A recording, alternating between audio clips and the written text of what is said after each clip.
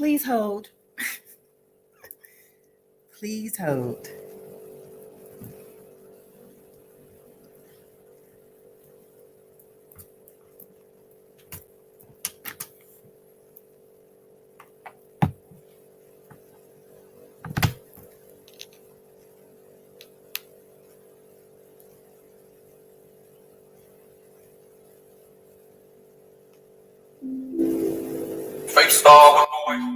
Let's go, Warriors. Yeah, baby.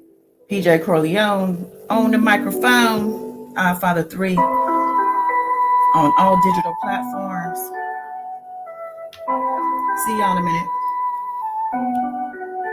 Told her meet me up in Midtown. She with the get down. She like how we get down. Been on this side. She ain't tryna switch now. She used to money moving, tryna make it flip now. She like, I choose you, this is it now. Told her meet me up in Midtown. She with the get down, she like how we get down. Been on this side, she ain't tryna switch now. She used to money moving, tryna make it flip now. She like, I choose you, this is it now. Told her meet me up in Midtown. She with the get down, she like how we get down. Look. Told her meet me at the condo where used to be the Momo. They used to believe in me, but they don't do it no more. I wish I was normal, it probably is the pain. I feel like I'm Drake, cause this shit ain't been the same. Niggas switching lanes, how they switch up on the game. Talking shit about the gang, better watch the shit you saying. Niggas better watch your mouth, yeah, they better watch your mouth. You see all these bad bitches, I'm the one who brought them out. Now a friend trying to fuck, she's better word of mouth. She like, oh, you Corleone, you the one I heard about. I said, oh, your name's Simone, you the one who left the cloud. Ever since I left the ground, I've been somewhere in the clouds. Niggas trying to blame me for the fact they ain't around. Why they always poppin' shit when they know I'm out of town? Why when I'm in their face, they don't never make a sound. You say you gon' get us, well, them niggas get us now. I'ma let them live, I'ma let them live. How much better can I get? The answer is a lot, I need a mention in the drop. I don't do it cause I need it, bitch, I do it for the squad. Told her meet me up in Midtown. She with the get down, she like how we get down. Been on this side, she ain't tryna switch now. She used to money moving, tryna make it flip now. She like, I choose you, this is it now. Told her meet me up in Midtown. She with the get down, she like how we get down. Been on this side, she ain't tryna switch now. She used to money moving, tryna make it flip now. She like, I choose you, this is it now. Told her meet me up in Midtown. She with the get down, she like how we get down. Can I get some bells in chat, please? Been on this side, she ain't tryna switch now. She used to money moving, tryna make it flip now. She like, I choose you, this is it now. This is it now, baby. Let me see that y'all can hear me. We get this thing rolling. Yes. Let me give you the big bell. What's up, baby girl? Love you right back. I appreciate y'all.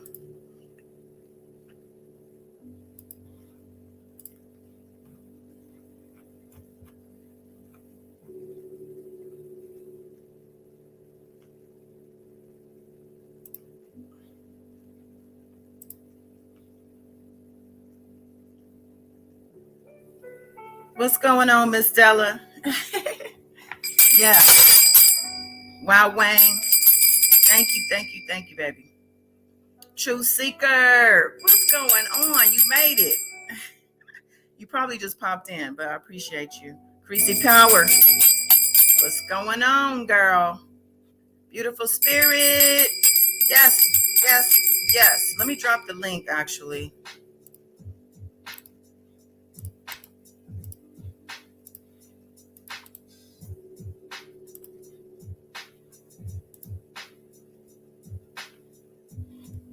Okay. I see you, Ashanti Dawson. Yeah. Ronnie Lyles. What's going on? Think I have everybody. JC. What's going on, JC? I'm trying to do it with my left hand. That's why it sounds like. Okay. Sound is good. Let's go, y'all. Let's get this thing on the road.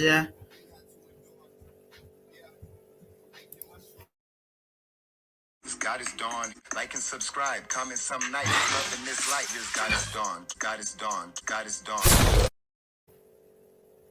Yes, yes, yes. Peace, world, peace. Welcome or welcome back. I am Goddess Dawn, the warrior. If you don't know, now you know, baby.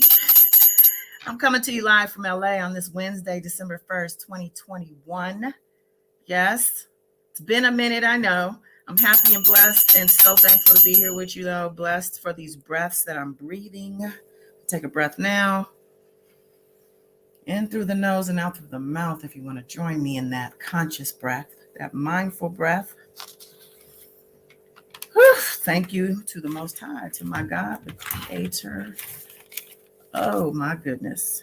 Yeah, hopefully you are showing your gratitude also. You know what I'm saying? Shout out to everybody who's here or going to be coming in. You know, I know a lot of people wait for like 10 minutes, 20 minutes before they start their live. But, you know, I'm not tripping off of any numbers. Catch the replay if you know what I'm saying. So shout out to all my Sagittarians. It's show season. Yeah. And it's officially holiday season now, right? You know what I'm saying? But are you in holiday mode? There's a whole difference. Holiday season, holiday mode. As you can see on the screen, we're going to be touching on a couple things. My queens are here in the backstage. And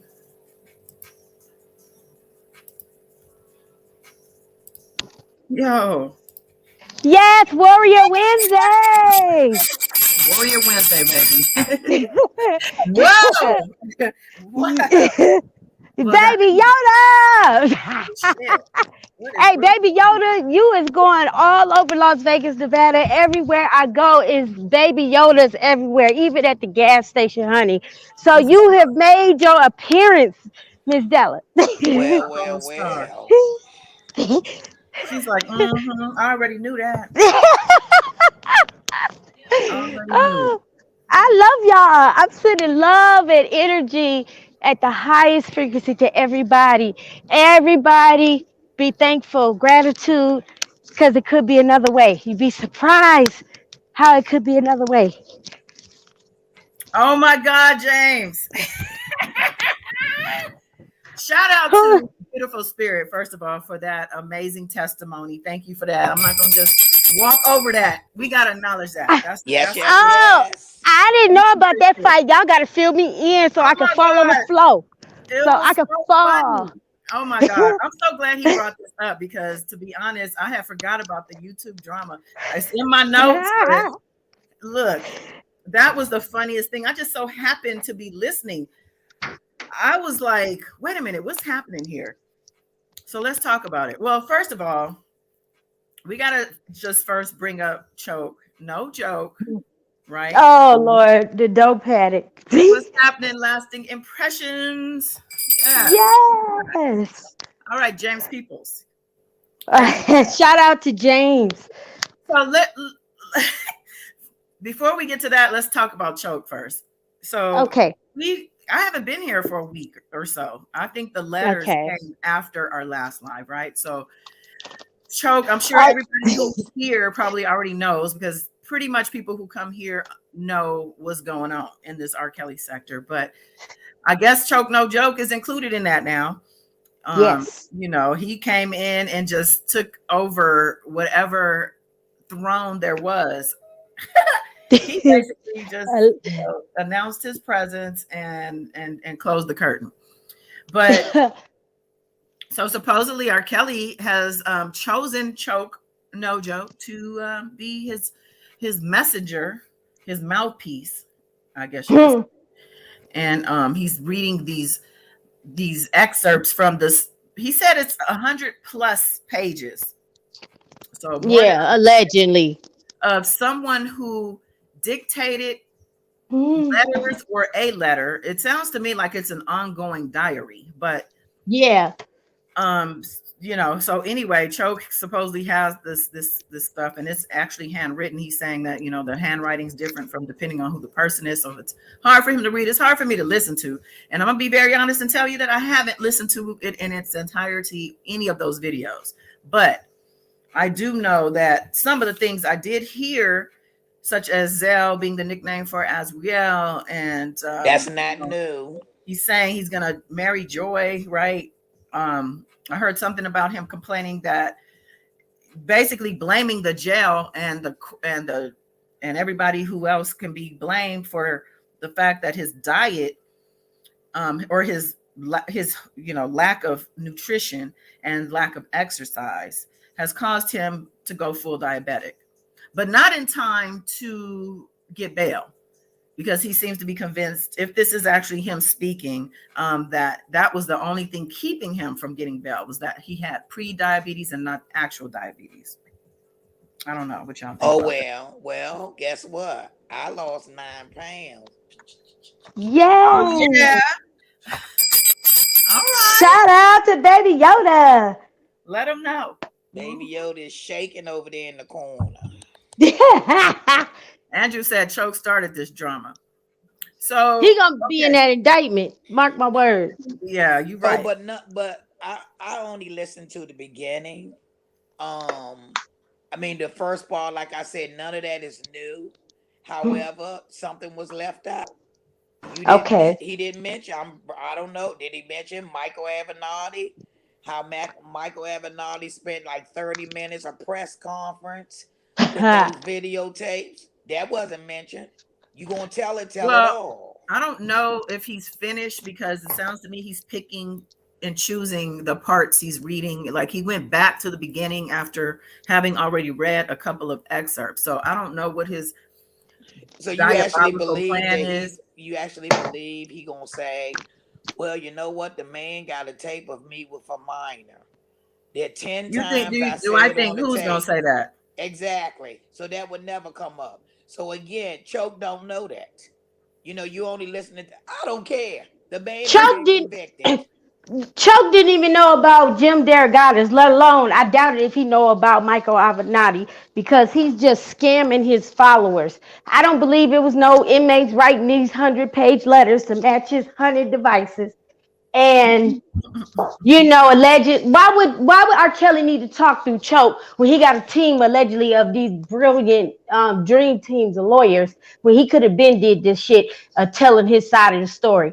This is just He could have ridiculous. said that on the he could have said that on the stand. He could have took the stand Okay, for himself. Okay, that's what I'm saying. exactly. And he Like, could have said it at the whatever else. He had umpteen opportunities to, I think Choke, see, he done learned how to hustle and scamming in a different way. His hustling game is just a little bit better than the rest of them delayed people that's part of R. Kelly's crew supporting him. But it's well, just listen, sad. mind you, he has been doing this type of hustle for a very long time. He wants to Yes. continue to tell us who he used to be.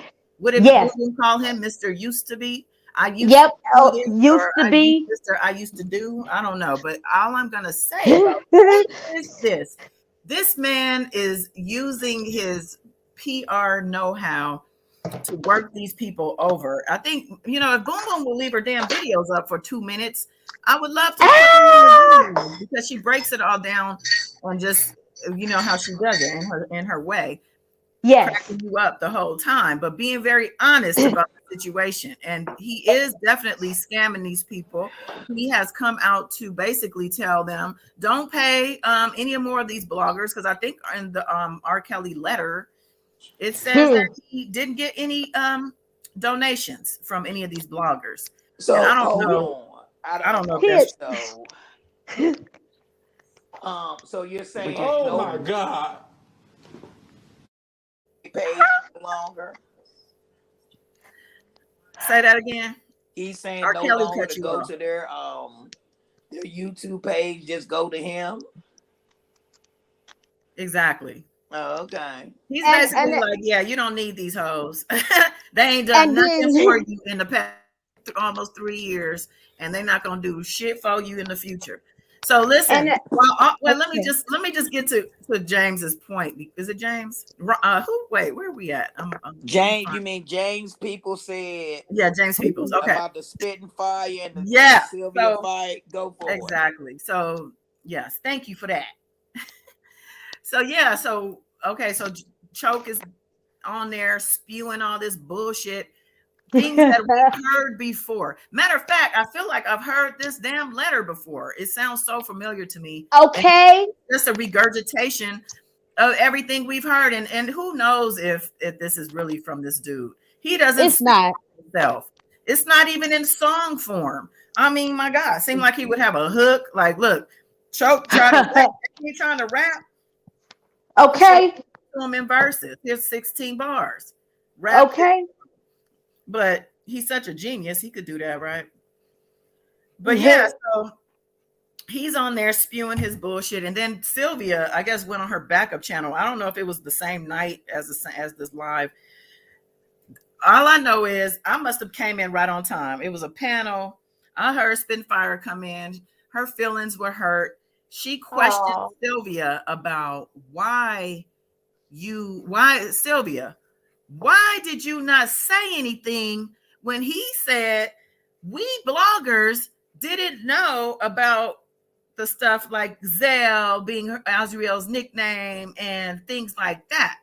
Sylvia's like, she didn't give a shit. She over there sucking on chicken bones. She sounded like she was just in her own world. Like she was very dismissive of Spitfire. Spitfire seemed like she was ready to cry. I mean, she was so upset because nobody was hearing her. She was being dismissed. Sylvia basically said, look, at the end of the day, she said, I probably wasn't paying attention enough to even notice what he said. That's what she said, first of all. So, Spitfire comes in and says, oh, okay, well, that makes sense. You weren't paying attention. Well, why didn't you just didn't say that? And then Sylvia comes back and says, well, even if I was paying attention, I probably wouldn't have said nothing anyway, because it's not a big deal. Like, he wasn't talking to me. He was probably talking to other people. And that was the point some other people on the panel were trying to make. There are other bloggers out there who he could be talking to. It doesn't mean, so I guess they were trying to say Spitfire had some ego to herself by making herself a target where she wasn't a target. He wasn't talking to you. But I understood where she was coming from. I totally got where she was coming from. And Sylvia ain't shit for the way she treated that lady. She treated her like she just met her, and that when she did meet her, the lady was begging for $1. The way she treated her was not like the way she was treating her in the past. So I don't know if Sylvia got a big head now, because she, maybe she thinks she's so popular. What did what's his name, Choke, just dedicated a whole song or a video? Somebody, I think Peta, wrote a song for her. I don't know. She's crazy, and that was wrong, but it was funny too. And I think Boom Boom actually talked about it also. That's why I'm like, let me text. Did anybody let Boom Boom know we were going live? We need her on this right here. She knows the facts. Anybody else been paying attention to this mess?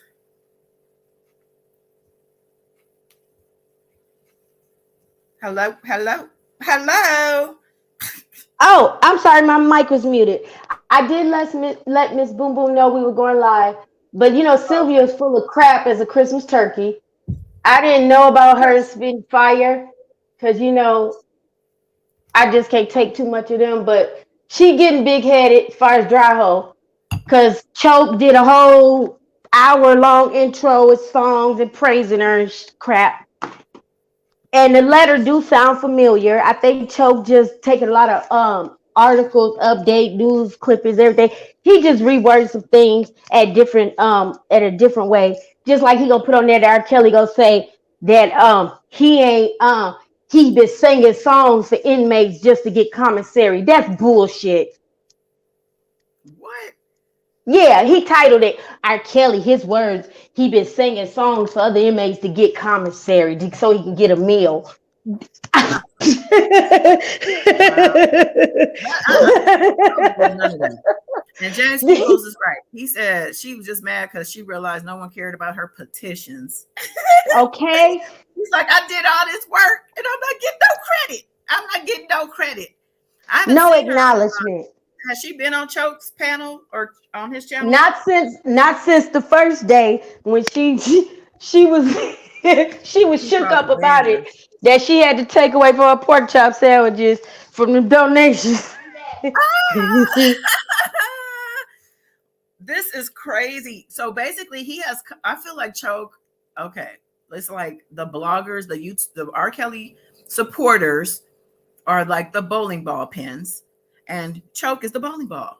And he literally went down the lane and knocked them all down, maybe except one or two, and only because those one or two are playing his game, all up his ass, all right there, all on the panel. You know what I'm saying? I just find it a trip how some of these people, they have different personalities when they're on their channel versus another channel or even their own backup channel. Like, how do you have two split personalities and you're going to make a channel for each one? I wouldn't be surprised if Sylvia starts creating more channels and more channels for each of her other personalities, because it seems to be she has so many different lives. We got porn star Sylvia, phone sex Sylvia. We got flash your titties on Facebook. Is it Facebook? What is it? FaceTime. On FaceTime. Damn. Y'all better unmute and get in this conversation. Okay, I'm here. Can anybody hear me? I just imagine you sliding in the home, girl. Yes, I hear you. Why you put it up here? You know what? You can mute again. I'm done. I had to. My daughter was. It's all good. It's all good. Ronnie said, yeah, you see how she called herself showing a picture of Wimbush, talking about Wimbush daddy who passed away and Bush. Oh And her family. no. You Now coming that's in? not true. Wimbush is on a war path. Who? Wimbush is on a war Oh, path. there's the link, Andrew. She said something about she married illegally or something like that and want everybody to call INS, and it's terrible. See, they be going too far. It's just Yeah. too much. It is. Like, time they finish with each other, they all gonna be in jail, no family, because all the kids gonna get taken away, all the grandkids. I mean, time R. Kelly be finished with you in general, whether you are a YouTuber, a fan who's just a diehard fan, no matter what it is, if your energy touches you, that cult energy, you are doomed. It is so apparent to me that these people are hexed in the back. Even the ones who claim they're quote unquote neutral. Like, who the hell is neutral? Who the hell is? How can you be neutral in this type of situation? Either you for or you against pedophilia. You for it or you against it. There's no middle. There's no in between. It's What's either up, Andrew? yay or nay. Andrew, yes, we got a king up here, y'all. Yes. Oh. Talk to us. Yes. You on. Come with it. And this better be the real you and not a prankster. Okay, we're gonna give you a minute to get together. I'll leave you on the screen though. We do like men over here. They are very welcome. So don't think because not many come over here. Some men are just too intimidated. Not our Andrew though. Andrew, you can just sit up here if you want to. You could do what Baby Yoda do. Just chill. Okay. So listen, y'all. Okay, so are we done with Choke? All I have to say about Choke is a fraud. And you want to just keep saying Choke is a joke, but we can say that too. I don't buy it, but whatever. More power to them. If that's what they want to do, go for it. Like, I just don't understand people who have the time and the energy to allow somebody to hoodwink them on a day-to-day basis, and you actually pay them for doing so. I don't get it. You understand? Yep. Like what? Exactly. I agree. Come on in, James. Come on, Mr. James. The He link is said, I'm right a man and I ain't scared. That's what I'm here. talking about. Shout out to the men that's coming up here with the queens. Come in. Okay, let's see what Ronnie's saying. Ronnie said, yeah, Sylvia was on Choke this week trying to address her receipt that is proof she has been sending R. Kelly money. Oh, yeah, I heard about that. She wants to show proof she's been sending R. Kelly money because of what was said in the 100+ page letter. Choke shut her down and told her she could talk about it on her own channel. I love it. Yes, that's right. But see, she's trying to go to the source because I'm listen, I'm gonna just take her side for a second. Because if it was me and somebody said it on their channel about, he didn't name her, but she's one of the main ones who has been collecting money and swearing up and down she's been sending it to him. So for her to have gotten called out, she didn't have to get called out by name because she's been telling on herself the whole time. So of course she's gonna want to go to the channel that literally put it out there.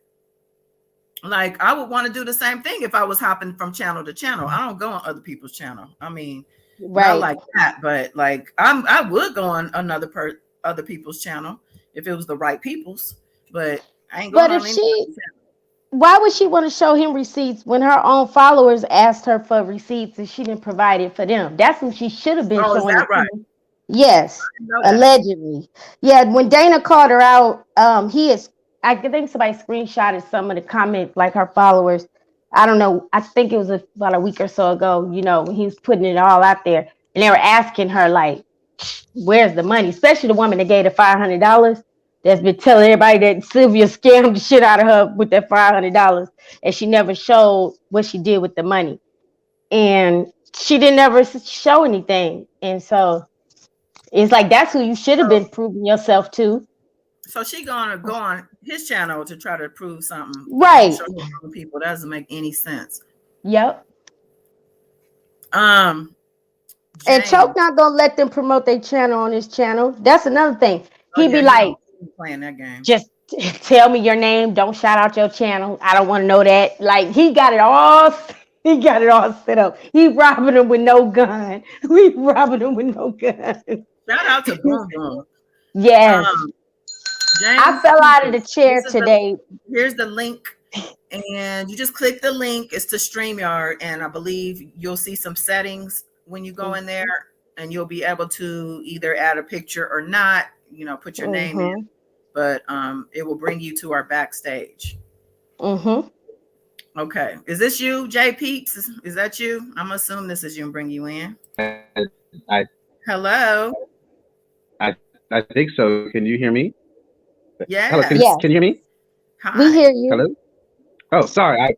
This is my first time doing anything like this. Shout out to you. Welcome. And I'm doing it from my phone. You're a little choppy. Little choppy. Years. What was different? Oh. Ooh, okay. Should I try it? Okay, now you sound better.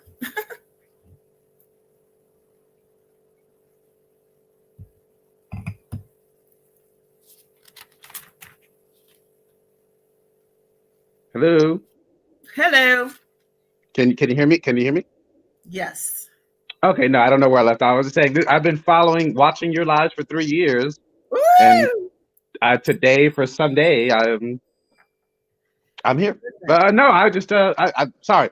I'm James. I am, just to get it out of the way. Yes, I'm gay. Sorry. Just to get that out there. Doesn't matter. You don't have to announce your sexual orientation. Well, no, I know you said you wanted to men, and I know that I don't want I don't want spitting fire and talking about the LGBT coming after her anymore. So I don't want to. Wow. No, I was gonna say, unless you fishing. I mean, listen, are you single? Very much so, but that's a different story. Okay, no, I was just it's crazy. I've been, and mind you, I'm going to be here for a short minute. I'm not trying to get doxxed. I'm not trying to have Sharon Winbush come after me. I'm not trying to do none of that. I'm just calling in just to say, oh, you good. You good. You good over here. You good over here. yeah, the scene is yesterday was the other day was crazy because Choke had that letter. Where did he get a 100-page letter from again? And why is he the one reading it? And That's a good question. I know. It's just nothing about it makes any sense. It makes And no there's sense. like no way to validate or refute it. But whatever. Exactly. Who cares? And I But think then, and that's by design, right? Because of course he's gonna do what he can get away with. And I think with these people, he can get away with a whole damn lot. Seem like they believe anything that gives them hope. I've seen them put in the chat on some people's lives that didn't make any sense. Thank you for giving me hope. And I realized that's really all these people want. But he's already been convicted, and he's got 3 more trials to go. Like what? Hope for what? They're being promised an appeal, a successful appeal. He's coming home. What's up? Boom, boom, boom, boom. But an appeal doesn't happen in a week. That takes a couple of years. And then you got 3 other trials. He's not getting out. Like, I don't. Exactly. Well, smart people only. # over here. We kind of know. Well, you know what? As I've been watching and I'm sorry if I'm bogarting the conversation. I'm here. No, it's all good. After the verdict, now it's just devolved into a soap opera of people threatening each other, cursing each other, raping each other, or whatever, and this and that. Like the sideshow is more entertaining than the trial. But at some point, I honestly feel they're all in mourning because for whatever reason, this became people's. Mind you, I know I said I've been following for 3 years, but like after work on my way home to relax. Well, mind you, I've been doing it for 3 years, so don't feel bad. I just, I was thinking about it the other day because I was telling Baby Yoda, like, I'm gonna have to pull back a little this month because I have so much to do. I have year-end deadlines. You know what I'm saying? I have a whole life outside of this. However, this has become my little, my little family. It's become a community. I get that. I do get, but I do feel, it's a state of mourning. Like there's only but so much the opposition, the supporters, whatever, can keep going. What are they going to have to talk about? Like in 3 years, what are they still going to be talking about? Exactly. Somebody said, I think people are realizing, like you heard it in Spitfire's voice. She was like, damn, I just wasted 3 years. I think they're stretching this thing out as long as they can for the cash apps and the super chats or whatever it is they're getting out of it, because appeal, like you said, we don't even know if they're going to get an appeal. Like that's a gamble. And if they do, like you said, this thing, it takes years. So of course they're going to hop on that train and stretch it, ride on that and milk it. And even the cash app thing, I'm kind of like, first of all, I can't, and mind you, I think I've given to you once or twice, just like $1 or something, just whatever. And I gave the Levi one just because he was sounding really reasonable one day, whatever. But I'm not giving like my check to no. Some people are. Some people have.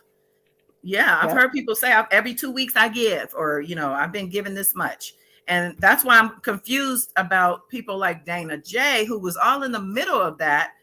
Who say, I heard him just the other day say we only had $400 something, and we sent that in to the attorney, and he blamed Steve Greenberg. He said Anton gave it to Steve, and Steve took it from there, and I don't know what happened. Oh, honey, goddess, honey. The fact that the defense team was actually taking advice and apparently and doing interviews with YouTube bloggers. Yep. Tells you everything you need to know about the. And I kind of do believe, because who was it? I think it was Dana that said Don Russell was giving cues to the feds, because he has his trial coming up. And it did seem like he was name dropping and giving some information and people for them to like latch onto, because mind you, if you're in the chat or on the panel and the feds are watching, they're gonna click that link and find your page if they haven't already, and begin the trail. Yeah. So see, I'm not that deep into it. Like the Don Russell thing, apparently he got some stuff. Sharon said, I don't know. I don't know like all of that. And he's a chicken store manager. I don't. I'm not that far into the rabbit hole. I'm just, God I bless kind of you. keep it on the surface.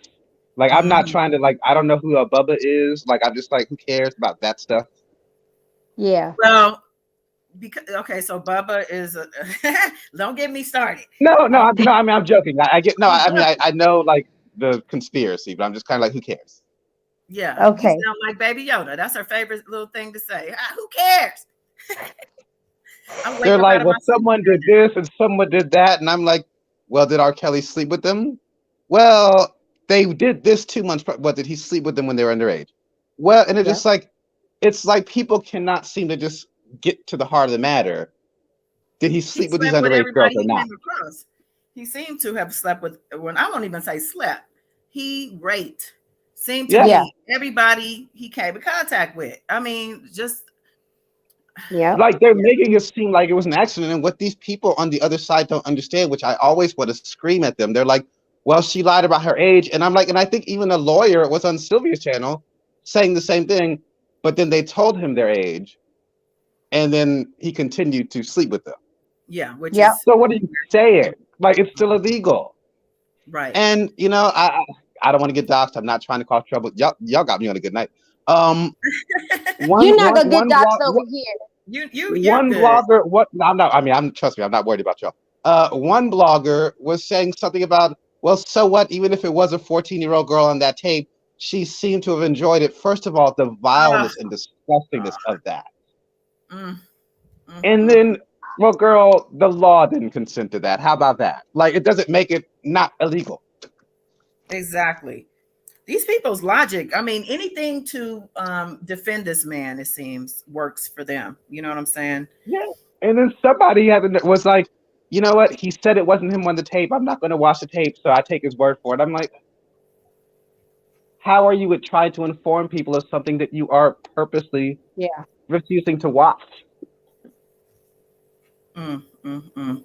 Uh, I'm trying to find. Yeah. You made me go look and see. I was like, I could pull up some audio, but I just don't feel like going through all that. But Boom Boom. So Boom Boom said Don Russell is working. She thinks he's working with Choke. Did we Yeah. see a video of dude calling Choke a rat and a junkie? I don't know who. I Aha. haven't seen that. R. Kelly likes minors, period. Yeah, he's proven that to us, and he's guilty. He is a convicted felon, and of course, it wasn't for those charges at this, but he's about to face these charges in the Illinois case. Um, Yeah. Chrissy Power, I know. Even Believe me, the even his own attorney said that Chicago is gonna be his biggest problem, bigger than Brooklyn trial. And I mean, it's just something. Our Kelly case is going down in history, you know, and they part of the indictment. A lot of them has been mentioned. I don't know what part they don't get. You know, they've been in CNN, they've been exposed on the news. They don't, and I guess because they haven't officially been locked up or officially charged or whatever, so they think it is skating away. But the feds is already letting them know we gonna get right with you in 1 minute, but we letting you know that we see you, we know you. Like Sylvia, she said the Marsha snatched, she got searched crazy, and she said that they told her you that YouTuber, and she was first thing she said, I don't know how they knew you guys. It was just like it got to the judge so fast. listen, the feds, they know they like to work slow and steady. So if you're Yeah, on their radar, don't. I wouldn't sleep for a minute and sleep on them at all. Think that they're but done. that Janet lady, that Jamaican lady that called in on Dubosky Live the day that Sylvia got the courtroom locked down and stuff, about 15 minutes, she said that the authorities took everybody phones and devices, went through them, took your contacts, took your text messages, all of your everything that you had in there. And she said they had been calling people all that night and contacting them, because she said she even got contacted because she said she told them, I followed the rules. The most I'm gonna do is yell free R. Kelly. And I ain't heard nothing from that woman since. She ain't even been on the damn channel going. She ain't. Mm-hmm. Shout out to James for coming in. We appreciate you coming in and giving us some of your feedback and thoughts. Yes. Shout out Shouty. Yes, James. And what And movie you let us know. what movie Angelo got going on? Oh yeah. I'm in Angela. Hey, you in this movie? What movie? I want to know about it. Yes. Let us know. I know. Tell Angelo don't leave us out now. Come on now. Okay. She said her phone is dying. She's gonna get on her other channel. Okay. Listen. So I have Porsha's book, y'all. Yes. And I figured I'm gonna read the book on the members channel. So if you haven't joined the membership channel yet, go ahead and join. It's like $1 or $1.99 a month, and Yes. you'll get different book readings, tarot card readings. We haven't done lives back there yet, but that's the plan for 2022. Y'all didn't know that, but I'm telling you. So I want to read I'm just gonna get to the R. Kelly part for y'all. I'm gonna give y'all the scoop on the public channel, even though I'm gonna read the full book. The meat and the potatoes. We gonna be in it. Oh, is that right? Oh shoot. Yes. Oh, welcome back. No, sorry, my phone was in the case and it just for some reason decided to overheat. Oh, okay. Okay. So it's like shut everything down. Sorry about that. No worries. Yes, they are sick as him. They are. Yep. Yeah. So somebody came in and talking about what their name choke snorts coke. And I don't know. A lot of people don't like those little names and stuff, but I don't really give a damn, to be honest. Right. Boom Boom said, I'm already celebrity status. This is gonna put a stamp on it, baby. That's right. Let them know. Yes. Let them know. So my whole question with choke. I have nothing for. I don't care, whatever.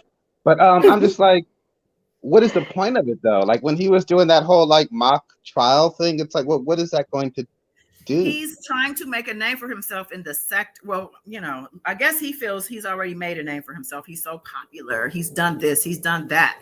But he wants to now basically squash these other YouTubers like ants and like they've never existed. It's like he wants to wipe them clean from the slate and be the main mouthpiece for R. Kelly because he sees that it's a business. It's literally a business. But is that cow. you really want to be known? But is that really what you want to be known for, though? Have you seen this guy?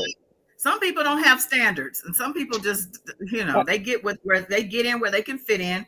To me, I look at that. It's a very low down, dirty thing, dirty shame, bottom of the barrel. I say this all the time. What is it? Bottom feeder.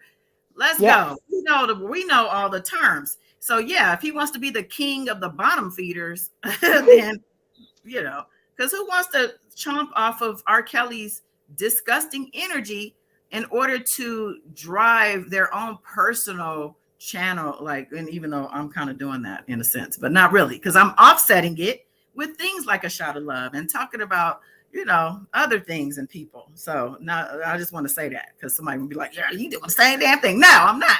And I'm not definitely making no money off of this 100%. So yeah. Somebody said he's homeless and an addict. He doesn't care. Yeah, I know he don't care. Nope.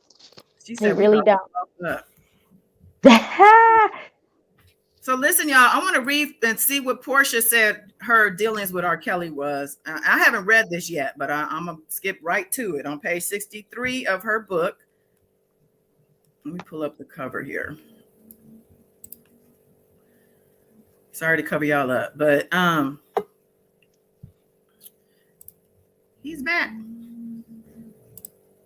Okay, so let's just get into it. So this is from The Pursuit of Porsha, page 63, and we're going to talk R. Kelly. When I touched down in Chicago, I spotted a man holding a sign with my name on it. He was my driver, a light-skinned older man who drove me through the frozen streets of Chicago.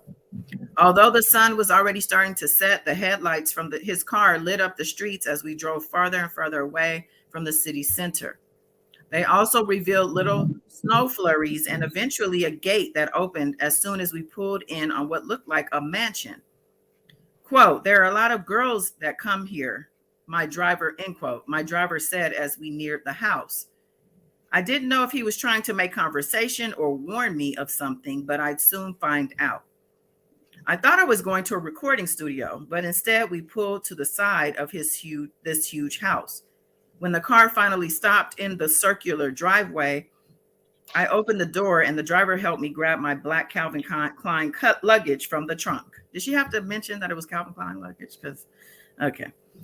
As I walked into the side of the home, a big guy escorted me from the car into what looked like the basement of the home. It almost looked like a security checkpoint because it was a bland all white room where two guys sat at a table staring at security cameras. Interesting. Wonder what they were looking at on those cameras.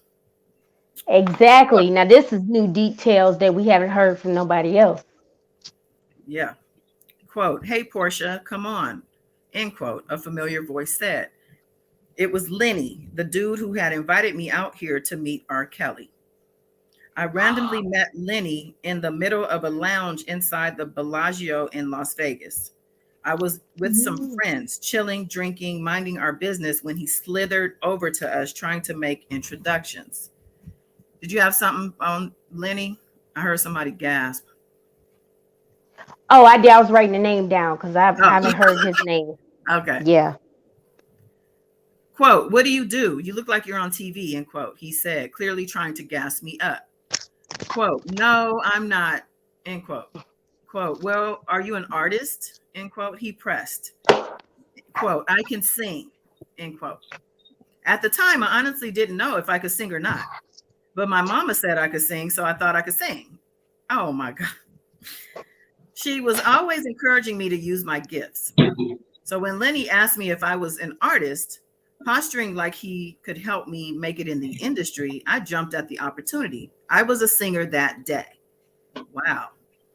Quote, well, I know R. Kelly, I could introduce you, end quote. And this is where you run, people. Quote, right, run. End quote. I said excitedly. Quote, yeah, he's looking for a new artist. He's got a couple of projects that are coming out really soon. You know what? Sing for me right now. Let's see what you got. End quote. Quote, right now at this table? End quote. Quote, yeah, let me hear you sing. Lenny said, crossing his arms to show he was serious. And in that moment, I heard my mama's voice. If somebody ever asks you to sing, you just do it. You sing. You got to stay ready so you don't got to get ready. So I did it. I mean, this was an opportunity to work with R. Kelly. This could be great for me. This could be my big break. So I put those butterflies in my stomach inside their cage, stood flat-footed and sang, his eye is on the sparrow. Oh, you got a nice voice. All right. Everything after that happened so fast. Days after flying back home to Atlanta, I got a call from someone in R. Kelly's camp to get my information to book a flight out to Chicago to meet the man I'd later come to know as Robert. When I arrived in Chicago, I thought I'd be staying at a hotel and meeting him at a recording studio, but he had other plans in mind. I was so naive that I didn't realize I was going to a studio in his house. I was relieved to see Lenny when I arrived. He'd be the only familiar face I saw that day. After leaving my luggage at security, I followed Lenny inside. Robert's house had a cabin feel to it. That sounds like that room, the Colorado room. Or I guess the one with the wood. Mm-hmm. Although the walls were an eggshell color, they were trimmed in cherry wood. There it is. We walked down a long hallway there where two studios sat across from each other. You can sit down right here, Lenny instructed casually. It was my first time walking into a studio, but I was acting as if I had done this 1,000 times. When we finally got a moment to ourselves, I had to ask Lenny what was up. You didn't tell me we were going to his house studio. Not that it wasn't a state of the art recording studio, but still, this was really a big detail to leave out. Oh, yeah, yeah, I meant to tell you, he stammered. He's got a studio here at his house, so this is where we'll be recording. You're going to be meeting Robert in a minute. He's just in the studio across the hall working on something else. Are you nervous? I'm sure he was working on something else. Hmm. What's up, Lil Red? So anybody just joining, we're reading this chapter or this, part out of Porsha Williams' new book, The Pursuit of Porsha. Just came out, I believe, yesterday. And I'll just skip right to the R. Kelly part, y'all. And that's where we're at. I am going to read the book in the member channel. And I guess I'm doing myself a little bit of disservice by giving it up here. But, I want to read it too. So we'll just do it together. Okay, so where was I at? Let me see. He asked her, was she nervous? Okay, there we go. No, I lied. I'm ready. I was nervous, but like so many different opportunities in my life, if I believed that it could happen, it would happen. If this opportunity was meant to happen, then I'd be ready for it and it would work out for my good.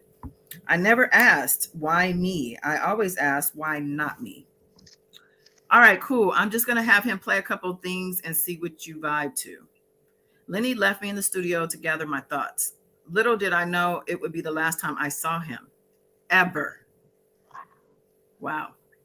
I sat in the darkened studio alone thinking, oh my God, I'm in R. Kelly's house. At the time, he was a huge star. He had just released Trapped in the Closet. It was only a few years after he had released Happy People, Ignition, You Save Me, and Every Black Person's Cookbook Anthem back in the day, Step in the Name of Love. And here I was being personally invited to go meet him. I felt special. I felt like this was my big break. If I could just pull this off, I'd be one step away from making it. After a while, I realized that I'd been waiting for so long that I'd begun to think, who knows that I'm here? I really hadn't told anybody that I left Atlanta and have flown all the way to Chicago. See, that's not, don't ever do that. You got to tell somebody. Yep. My gut was telling me to check in, so I pulled out my phone so I could text my girl and let her know I was there, just in case. A light knock on the door broke my train of thought. A guy I had never seen before poked his head into the dimly lit studio. I was looking at the chat. Oh, you can come in here, he said dryly, opening the door for me and leading me to a much smaller yet brighter studio across the hall. Robert, wearing dark sunglasses and a hat turned backwards, sat in the corner of the studio. Along with the guy who had just led me into the studio to meet him, an engineer sat at the board in the control room. Hi, I'm Porsha. It's like, hi, I'm Porsha, is the way it's written. I said brightly, walking in up to shake his hand. Oh, yeah, nice to meet you. Nice to meet you. I heard about you. He said a little too fast. You came with Lenny, right? Yeah, I've known him for years. He told me about you. You sing. He said you got a nice voice. Well, I'm working on this music right now. Matter of fact, sit down right here. Sit down right here. I want you to hear something. Robert pointed to a chair right beside him, but that other guy was sitting in it and he didn't budge. Instead, the dude looked at Robert from the side, burying whatever slick thought was in his mind. Hey, watch out, man. Let her sit down right here, Robert said with a little bit more bass in his voice. The guy stood up slowly and found another place to land while I sat down in the seat that he had warmed up. When he nodded to the engineer, a song started playing through the studio speakers. It sounded magical, almost like the pitch-perfect notes were bouncing off the walls. When Robert started singing to the track, it made the song come alive right before my eyes. Wow, I'm really sitting in the presence of of magic and true talent, I thought to myself, slowly bobbing my head along to the beat, trying to fix my face as if I was judging the song with a singer's ear. But in reality, it felt like I was mixing an intoxicating potion. The music was infectious. It filled up the entire studio. It rubbed the nervousness off me. It seemed like it had broken the ice between us. This song is just wrote off the top of my head. Oh, he said, this is a song I just wrote off the top of my head. He said, I'm not one of those people who read and write and stuff like that. Yeah, we just produced it a couple minutes ago. His engineer turned around and added, wow, that's a really great song, I said. And it was. Within 15 minutes, Robert started treating me as if he had known me for years. It was actually kind of disarming to have him suddenly act like we were friends and I was his homie who stopped by to kick it in the studio while he was creating. Although it didn't feel forced on his end, I was pushing to catch up to the moment. I was there to prove I was ready to take my dreams to the next level, but he never asked me to sing for him. After he played his track, he didn't even talk about music again. I wanted to press him to fight for my opportunity, but I was scared to. What if I did speak up for myself just to be humiliated? Or worse, what if I was kicked out of his house with no place to go and no way to get home to Atlanta? I tried to rationalize the moment. Even if I didn't go do a song with him, at least I was present for this song. Even if we never got around to working on music for me, at least I was here for this, and what a privilege. As I was in the studio kicking it and chilling, it dawned on me that I hadn't seen Lenny in hours and I had no idea where I was staying. I had 2 rollaway pieces of luggage and that I had left at the security checkpoint and had no clue who to ask about which hotel I was staying at. I was nervous to ask because I didn't want to seem like I was uncomfortable. Okay, I'm gonna let you back up. Okay.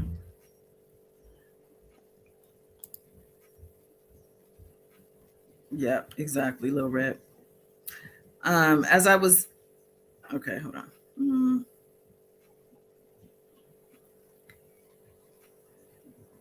Okay, I wasn't uncomfortable, she means. We were all watching a small television mounted in the studio while making small talk.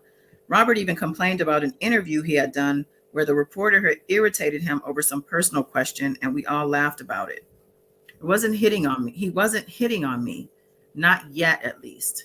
He was relaxed, cool, and chill. He treated me like a friend. After a couple of hours, Robert stood up and said, I'll be back, and he left. His friend, the one who had led me into the studio hours ago, followed him. I was left in the studio with the engineer whose back was toward me. I sat there for about 45 minutes, keeping my eyes glued to the television, confused. Eventually, another random guy who I had never seen before came into the studio and said, oh, Porsha, you can come with me. I can show you where you can put your stuff. Okay, cool, I said, standing up, relieved I didn't have to sit in that studio anymore. As I looked around at the cabin-like mansion, wide-eyed, trying to take everything in, I walked through the home and up a flight of stairs. I was rationalizing to myself. He must be putting me up for the night in a guest room. Maybe I'm going to stay here and will work in the studio tomorrow. I was desperately trying to figure out what in the world was going on while not trying to rock the boat. Not rock the boat, Porsha. It was a skill. It was a skill I learned early on in my life. Wanting to be liked, wanting people to like me, wanting to please, wanting to go along to get along. It rarely served me, but in my mind, it was better than living in conflict. You can just stay here in the house or whatever, the guy said casually. Robert will see you later. With the house this size, I figured he probably had 2 or 3 guest bedrooms, so I didn't mind staying here before my flight the next day. But when this guy opened the double doors, I got the sense that he had just walked me into the master bedroom, Robert's bedroom. As I tiptoed into this huge bedroom, my thoughts rushed into my brain, bumping into one another. They were trying to make sense of everything I had ever said to Lenny, to Robert, to everyone. Could I have gotten the impression that I had come here for anything other than music? No, I was naive, sure, but professional nonetheless. I didn't even know how I ended up here or how I was going to get out. I looked around what was so obviously his bedroom with a poster bed that sat in the middle of the room. Around it sat an entire living room set up complete with a couch. The room was so huge, it also fit a table and a set of chairs. What was I supposed to do here?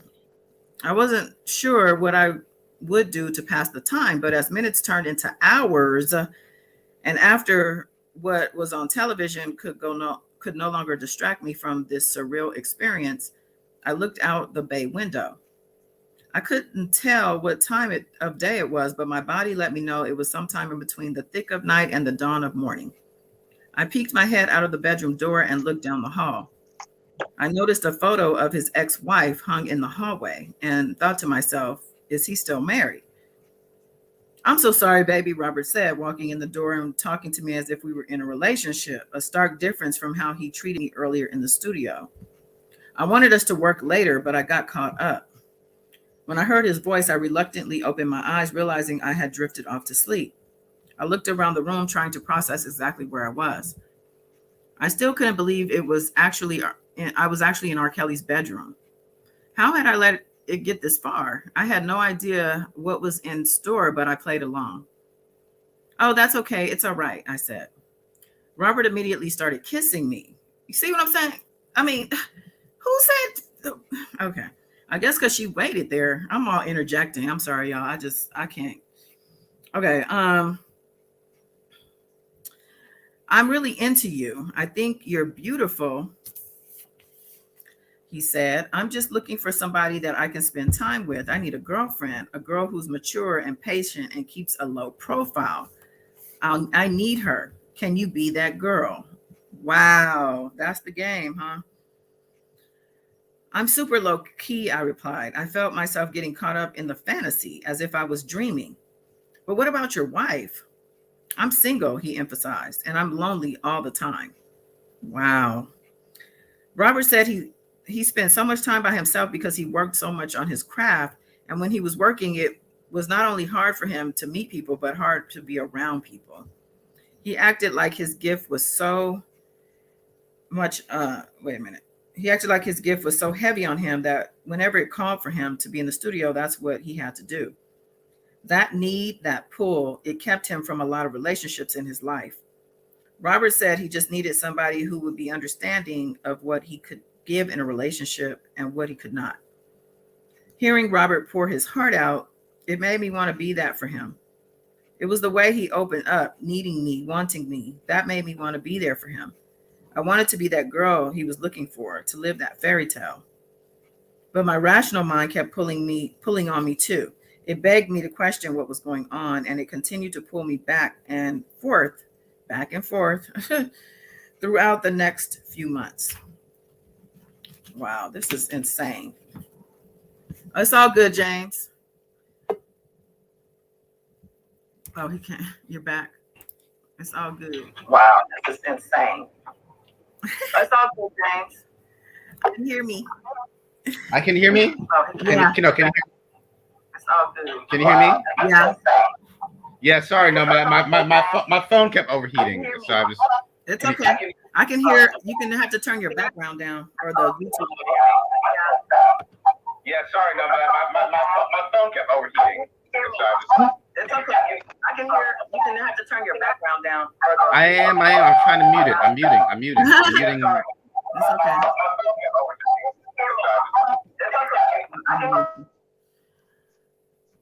SPPS, girl, bye to you too. I'm not even gonna read your whole comment. Okay. So y'all not together? I pressed. No, we're not together. Oh, okay, because I saw her picture in the hallway. We're not together. We haven't been together for a long time. It's just me and my kids. I just like your spirit. It's something about you, he said, promptly changing the subject. I want you to take your clothes off. Okay, so we're still in the first night, right? That they met, right? Yes. Like he literally just met her.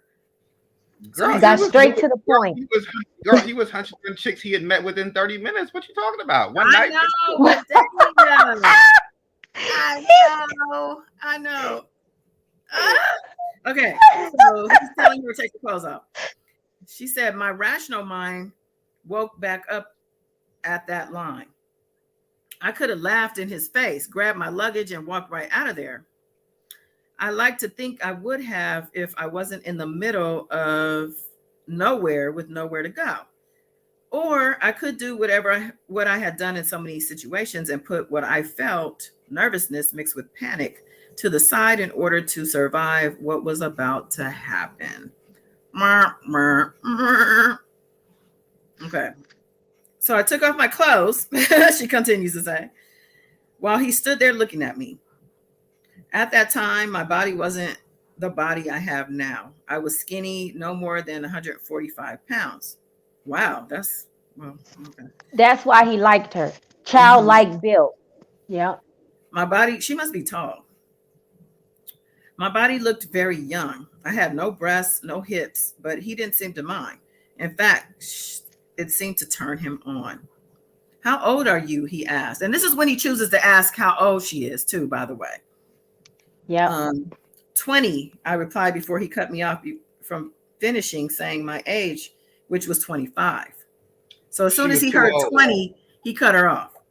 Okay. She was too old. Mm. Yeah. Yeah. Stop, he said. Let's just say you're very young. He didn't want to hear it. He didn't want to hear anything beyond the 20. What's up, Chi-Town OG? 'Cause Stop. Oh, she gonna okay. mess up his fantasy. That's why. Yeah, exactly. He already got in his mind that she's super But young. plus he was recording, so he didn't want her to mess up the footage. That's why he also said Mm, stop. okay. So okay, well, we'll talk about that. So it says a few minutes later, Mhm. I ran to the bathroom to wash him off of me. Wait. Oh, he must have been stinky. Hold up. This comes right after she said, stop. He said, stop. Let's just say you're very young. And then she says, a few minutes later, I ran to the bathroom to wash him off me. So, okay, let me keep reading. I felt so disconnected from the man who had just told me how badly he needed me. I turned the sink on so he couldn't hear what I was doing. When I walked back out, his shirt was back on. Wow. Did she just skip through something? Yeah, she kind of did. She skipped the whole situation. Wow. Mm. But you know what? That article from Variety she did say the government did tell her she couldn't put certain things in a book and certain names. So because she said Mhm. she was gonna really put it all out there. But they had because she was gonna come out the book years ago and they told her to take Well, see, some things out. that's the issue I have with people are like, oh, well, why is she coming out now? Why is she doing this for the book? I'm like, you do know she was like one of the Jane Does or something like that, right? Yeah, I, because she I said that heard. legally she couldn't say anything. But she been cooperating with the feds a few years after this happened. She said so Yeah. because they So came to it's like, her. what are people talking about? It's like it's been out there. I'm sorry, Mm-hmm. people are so uninformed. I'm out. I mean, I'm So yeah, I mean all of that. Okay. Wow. So he said so he had his shirt back on by the time she came out the bathroom, and he asked her if she was good. He says, "You good?" Robert said, looking over at me. I gotta go. I'm supposed to be meeting this producer. Yeah, producer means another girl. Mm-hmm. It was around 5 or 6 in the morning, but I had just let him tell me any excuse to leave, and he left. What I did realize when he walked through his double doors was that he'd leave me in his bedroom for the entire next day. The door wasn't locked, yet I didn't feel welcome to roam around his house alone. He never told me I couldn't leave, but he also never encouraged me to make myself at home. He never told me not to open the door, but he also never invited me downstairs to get something to eat. By simply leaving me there, he disarmed me. I was frozen. I eventually got up the courage to call downstairs because I was starving. I needed something to eat. Thoughts of working on music sat in my mind, and that's where they lie dormant. By the time Robert walked back into his bedroom with me still lying on the bed watching television so many hours later, I was just happy to see someone. I was actually happy to see him. I can't believe you left me like that, I told him. You did it a second time. I don't like to be left alone. I want to go home. No, baby, don't be like that, he said, looking genuinely hurt by the mention of leaving. Let me give you some money. You can go to the mall, get out of the house. I had a business and my own money. I had friends, a loving family, and a mother who had taught me better than this back home, who would worry about my whereabouts. I thought about my mom a lot when I was at Robert's house, and the idea of disappointing her and letting her down kept pulling me back into my senses and calling me home. I flew back to Atlanta that evening. I never said goodbye to Robert during my first trip to his house, but I'd end up back there two or so more times. I was lured because I was young and insecure. I was lured because of his kind words and loving actions. I was lured because the combination of these two things manipulated me to my core. Each time I went, it got worse and worse and worse. Robert invited me to fly back out to Chicago through an email. I knew he didn't write.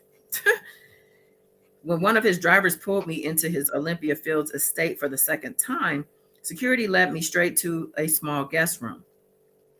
I walked into the yellowish painted room, which was nestled beside the billiard room where the pool table sat, and again, Robert was nowhere to be found. Instead, I was left to stay in that room until he visited me. And again, the door wasn't locked. No one told me I couldn't leave, but it felt like I wasn't allowed to walk around the house. I felt like I was on lockdown.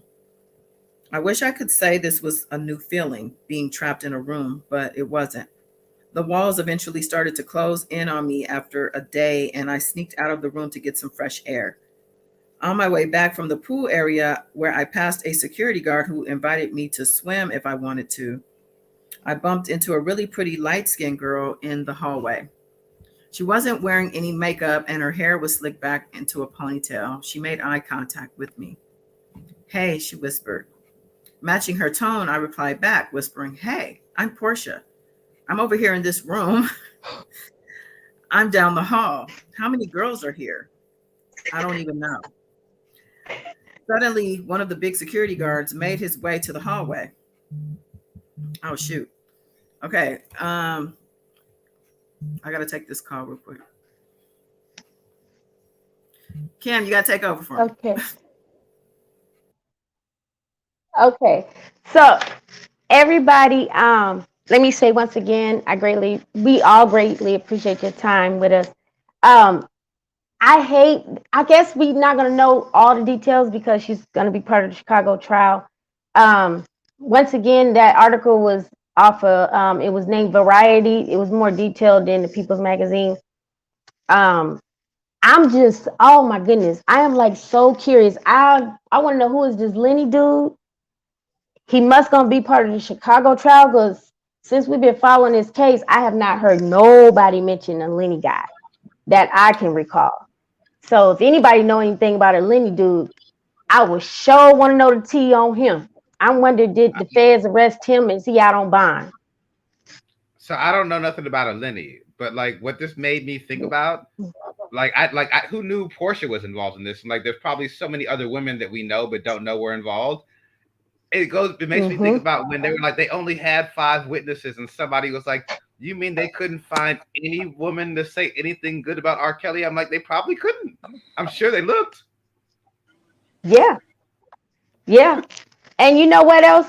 When I'm sure and willing to bet that the feds probably talked to K Michelle. I don't know why I can't detach her from this, because she lived with him for a while and she was there, saying that he helped her in her career and how she got out or whatever the case may be, and Well, what she witnessed. So, wasn't she the one that said if I talk, everybody's going to jail? That's her, right? Or am I tripping? yep, yes, that's her. I feel like after you Yep. say something like that, you should have to talk. Oh yeah, Like, and I'm sure she you will. can't leave something out there like that. Like, we need to know. Yeah, like what do you mean? And if I'm pretty sure, I guess but you know what? On the Lifetime series, that undercover Fed agent did say it's a lot of information and people names that were sealed, not public information, but in time, certain things will be revealed to the public, and certain names if people will follow the case closely. And sure enough, Portia is one of them. Because when I seen her down there from the studio, when they were doing the Me Too movement, and I was like, dang, why is Portia in Chicago? And then I was just thinking, like, woman empowerment, like right on. And then now it explains it. It Yeah. explains it. So And people are like, we well, we why got did she say something sooner? Why did? And I'm like, I'm sure if you in a federal thing, you ain't going. Like, I wouldn't be like, I'm quite like, you ain't yeah. even going. But you know what? When she came out with this, I said it on the live. I said 9 out of 10. She probably wasn't legally able to speak about it publicly, and now she's able to, and she's able to come out with her book. And I was like, probably because the authorities told her, now you can do it, now you can release it. Because even when Jim Derogatis had his book, he had said for years he was ready to put the book out, but he had to work with the government, and they told him it was certain names and things that he couldn't put in there, and certain things he had to take out. And then they gave him the okay when to come out with his book.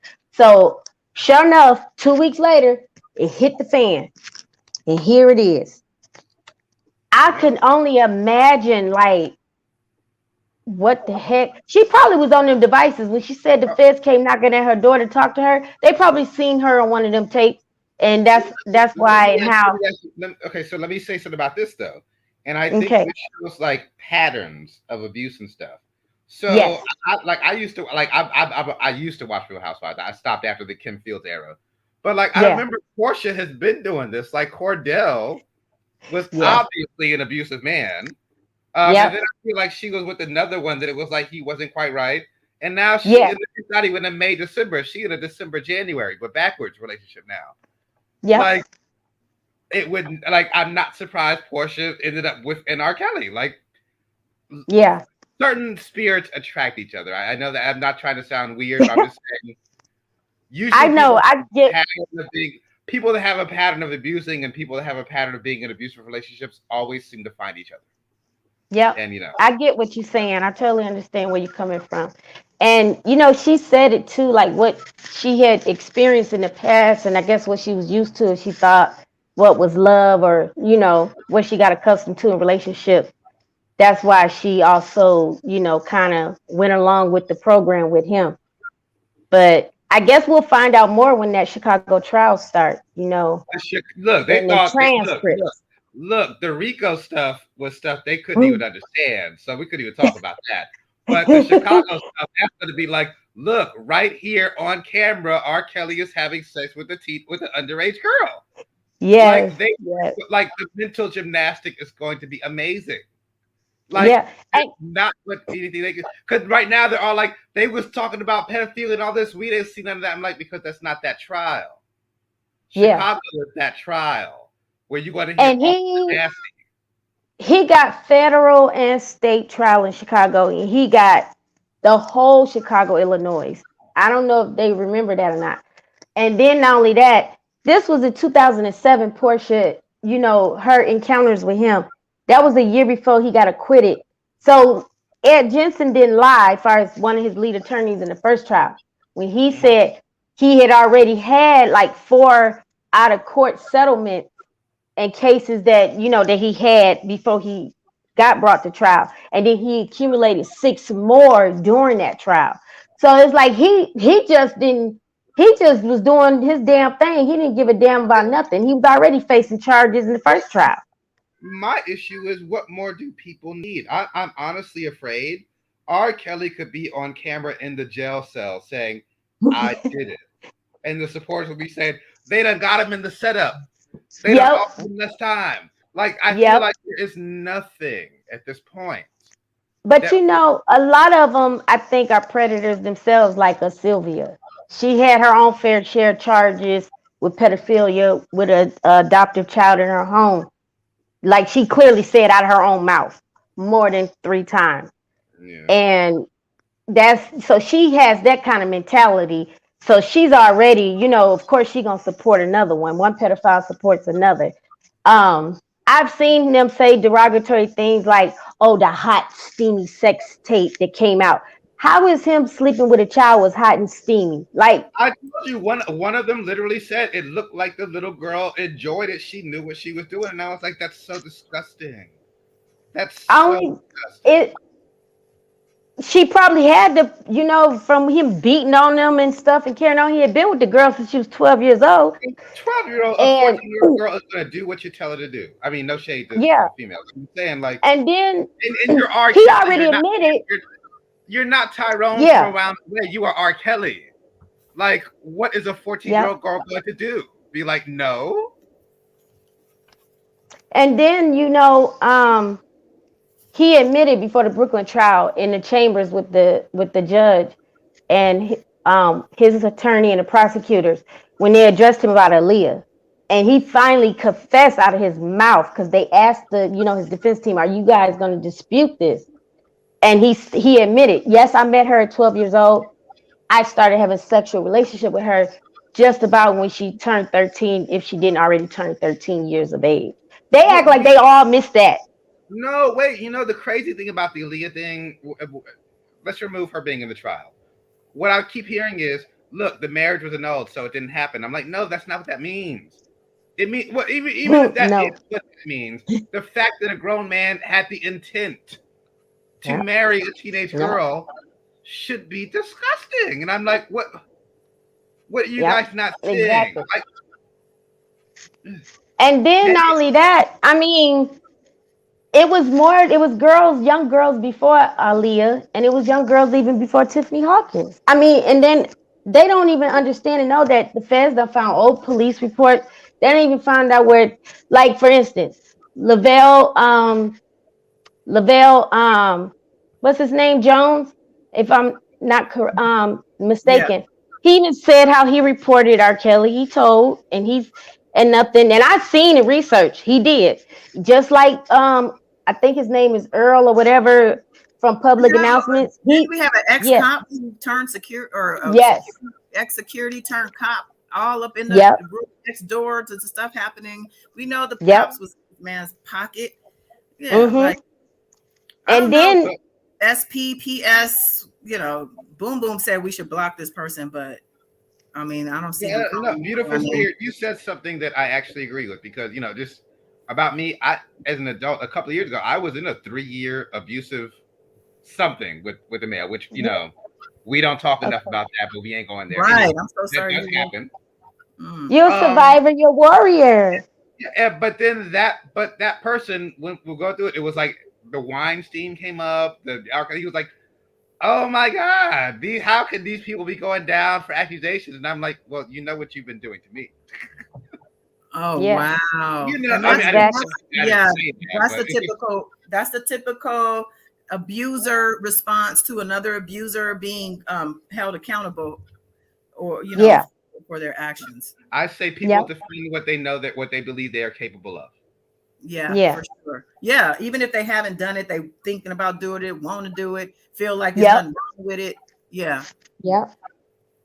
So let me finish this chapter. It's like a couple more pages of this Mhm. Porsha. So again, anybody just joining or came in the middle of us reading this chapter out of Porsha's new book. Let me find the picture. There we go.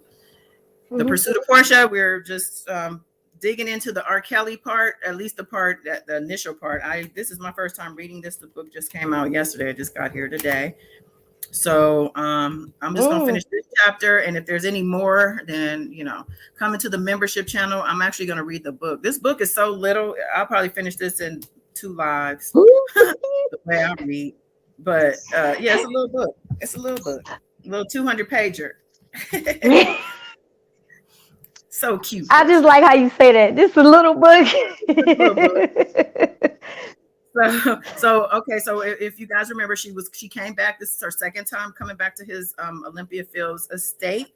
She was led to a small guest room this time by a security guard. So now we continue. She said, "I walked into the yellowish painted room, which was nestled beside the billboard room, where the pool table sat. And again, Robert was nowhere to be found. I was left to stay in that room until he visited me. And again, the door wasn't locked. No one told me I couldn't leave, but I felt like I wasn't allowed to walk around the house. I felt like I was on lockdown. I wish I could say this was a new feeling, being trapped in a room, but it wasn't.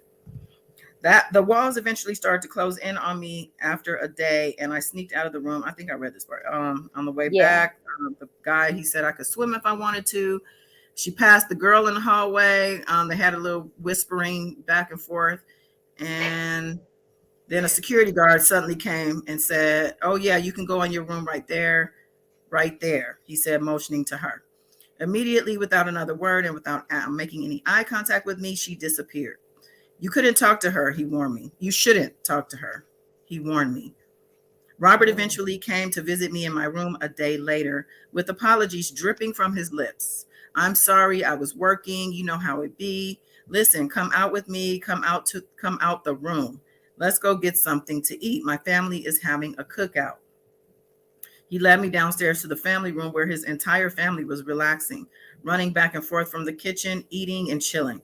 Robert's aunt, whom I had never met, but who somehow knew my name, was there too.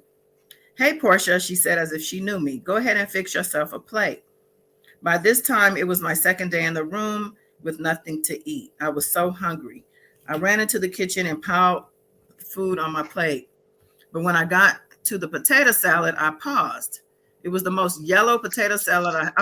Girl, you know what a meat potato Yes. Yes. salad. She said she paused. This is the most yellow. She said it was the most yellow potato salad I ever seen. Wow, is this how they make their potato salad in Chicago with all this mustard? I thought. I was hungry because I wasn't thinking mustard though. I was hungry, but I wasn't that hungry. You can't eat everybody's potato salad anyway. Before I sat back down with the rest of his family, I heard a voice say, "Oh, you're such a pretty girl. Robert did good with you." Robert, yeah, man, you did good with her. It was his sister. Quote, "Oh yeah, I love her," he replied. Now, and mind you, they don't know each other. They don't know each other at all. This is me. He said he loved her. Eventually, he turned his head to me and said, "Porsha, I love you, man. You know I'm going to have a baby by you, right? Did y'all know that?" This nigga is out of his mind.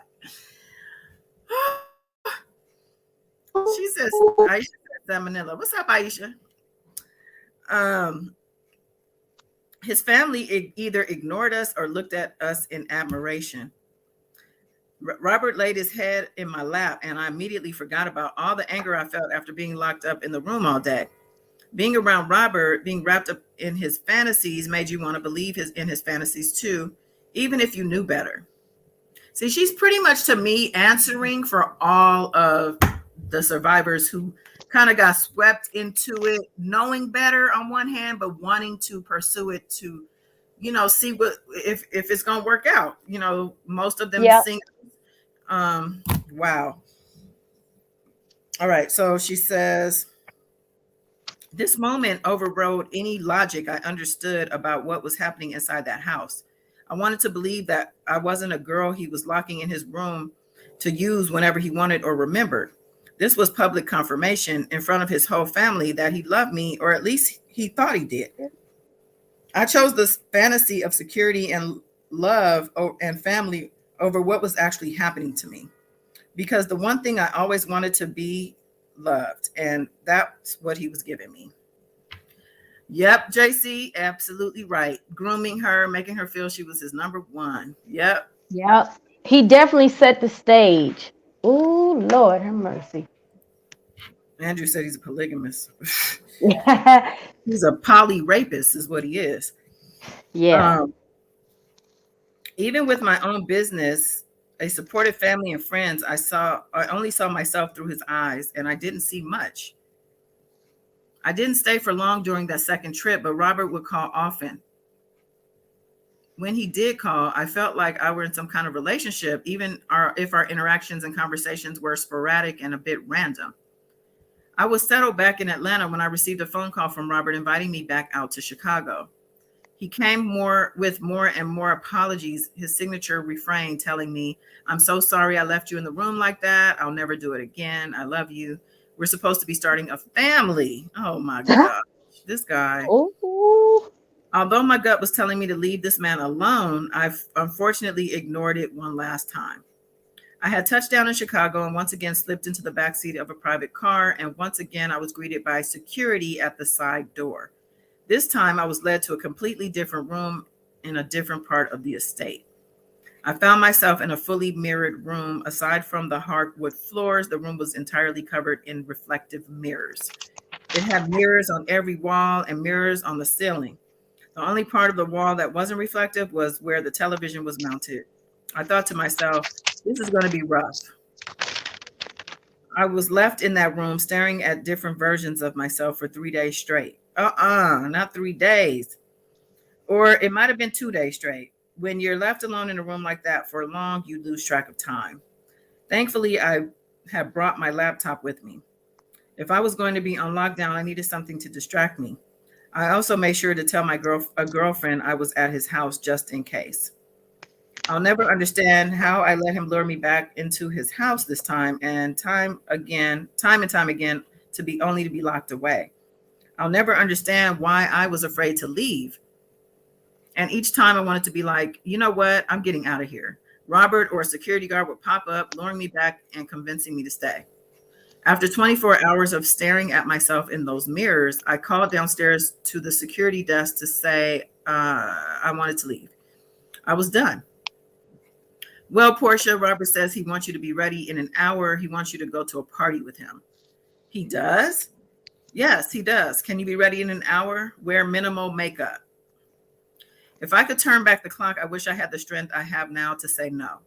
But instead, I got dressed and followed a security guard down to a large room inside his estate that held a pool table in the middle of the floor. When I walked inside the room, there were about 20 or 30 other girls in there, all different types. A speaker that I couldn't see played one of his songs. Robert's songs were the only ones we'd hear all night. What kind of party is this? Where did these girls even come from? I wondered. I walked up to a few girls to make conversation, to have something to do, to pass the time. I mean, I hadn't seen or spoken to anyone since I'd arrived. I also wanted to figure out if these girls were staying in his house too, or was I the only one? I've been here a month, one said. That's not funny, but wow. I've been here a week, another whispered. I'm staying in the studio, yet another girl. I'm actually still in school. About an hour into the party, and she put party in quotes, Robert strode in like he was the star of the night. I bet he did, all peacocking with his chest out. All of the girls started clapping and yelling and saying stuff like, ooh, R. Kelly, there he is. Ooh. Hey, ladies, thank you for being here tonight, Robert said after walking to the center of the room near the pool table. I just wanted us to have a way to get together and have a good time. With that, he started to mingle with each girl. While some girls in baggy clothes didn't speak to anyone, others were trying to desperately get into the party spirit. Everyone, though, was vying to get a little attention from Robert. Eventually, he came over to say hello to me. Hey, Porsha, baby, he said, giving me a kiss on the lips. I didn't see him kiss anyone else on the lips, or perhaps I was his girlfriend after all, his girlfriend in a pretty messed up relationship. The party, in quotes, ended after Robert left the room with two cute girls who had kept to themselves for most of the night. Of course, I was upset about it, but what did I expect after being in a room full of girls throwing themselves at him? I dragged myself back to that spooky mirrored room feeling worthless. I was beyond upset. I was sad. I was depressed, and the worst part about it was I wasn't even that upset with him. I felt more disappointed in myself that I had found myself in this place, at this party with these girls. When I wasn't distracted by him, I was being tortured by questions that clouded my mind. What is my life? Why am I okay with this? Why am I okay with him treating me like this? How did I get into this situation? What would have led me to this place? If I'm so afraid of being here, why do I continue to stay here? What is keeping me here? It was as if I had suddenly snapped awake. I had to get out of there. I picked up the phone in the room. I dialed 0, which was patched to the security desk. I gotta go. But he's gonna come soon, they said, trying to dissuade me. He's coming. See, and these people, this is the people probably on the stand who said, oh, I didn't know, I didn't see nothing. They were trying to keep these girls when they're trying to leave. Like, yeah, it's gonna come soon, I pressed. He's coming. But he never did. Hours and hours and more hours rolled by. With every second and every minute, the nerve that I had just mustered up became even more lackluster. I was back in this hole again with nowhere to go and no one to tell me this was not okay. My boredom lured me into a nap, but it didn't last long. I was woken by a guttural scream, a sound of true terror from the inside of my mirrored hell. The sounds were muffled, but they were distinct enough that I could tell a girl was crying out. A man was screaming too. It sounded like Robert, but I couldn't be sure. I heard a man's voice say loud and clear, "What the fuck? You got me fucked up." I soon heard loud footsteps shuffling around as if they were running, followed by a loud thump. Something or someone had fallen. Then it sounded like a woman was getting beaten, and every time a fist landed, she let out a pathetic yet energetic cry. It was terrifying. I picked up the phone immediately and dialed security. My nerve had returned. I didn't dare let them talk me out of leaving this time. "If you don't change my flight right now and get me out of here, I'm calling the police now." I slammed down the receiver and called the one girlfriend who knew I was there. Still fearful about what was happening in that house, I whispered into the phone to tell her what was going on. "Don't worry, Porsha, we're getting you out of there. I can check on flights too." Thank God she did, pointing out a few flights that would get me back to Atlanta by nightfall. But by the time I had gotten off the phone with her, security was already calling me back, telling me, "Your car is downstairs. You can go to the airport." They heard police. They were like, "You can go." Over the next 2 weeks, Robert called a few times. Most times I let the calls go to voicemail until I couldn't take it anymore. "Please don't call me anymore. I'm done with you." Fast forward 2 years later, I sat down with investigators to tell them my story. I never in a million years thought there would be an opportunity for me to tell my truth to officials. I had kept this experience so very close to the chest to protect myself. Even my own mother didn't know the depths of what had happened in R. Kelly's house. I had just worked up the nerve to tell her about some of it only a few years ago. I spoke up. I felt like I had to, especially when I heard about R. Kelly's victims. I was touched by their heartbreaking stories, and if I could do anything to help them or their families, I wanted to.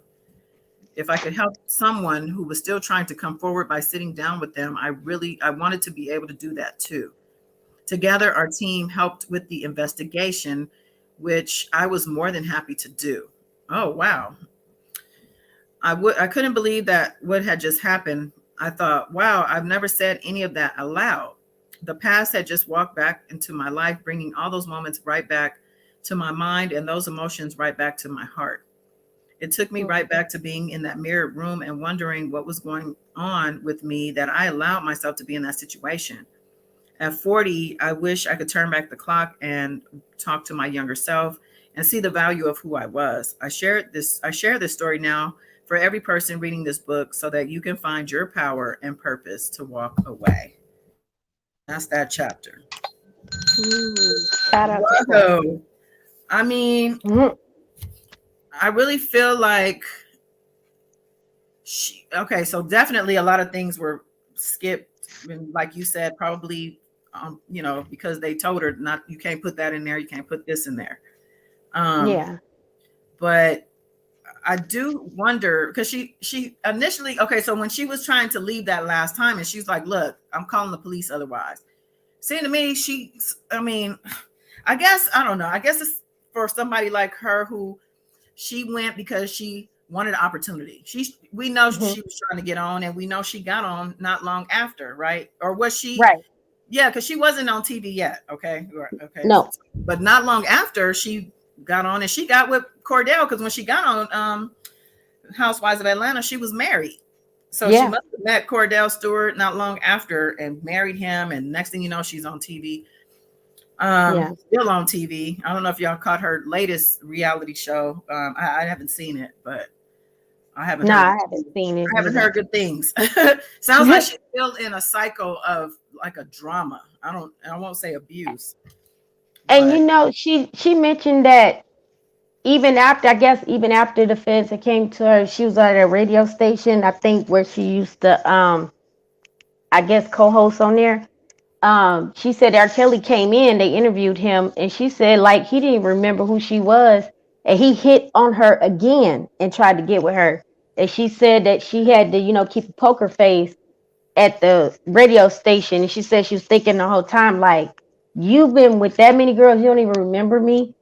And but she, respectfully declined them.